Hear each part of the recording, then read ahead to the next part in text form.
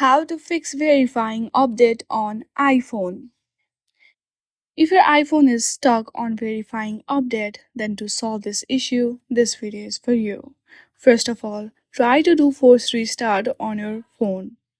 To force restart your phone, simply hit on the volume up button, then volume down button and keep pressing the side button until you see black screen. Once your phone is opened, if your problem is still there, then hit on the settings, scroll down, there you will see general option, tap on it. From there select transfer or reset iPhone and reset all of your settings.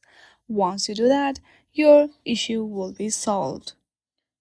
In this way you can easily solve verifying update stuck on your iPhone issue. I hope you like this video. If you like this video, then please do not forget to like and subscribe to our channel. Thank you for watching.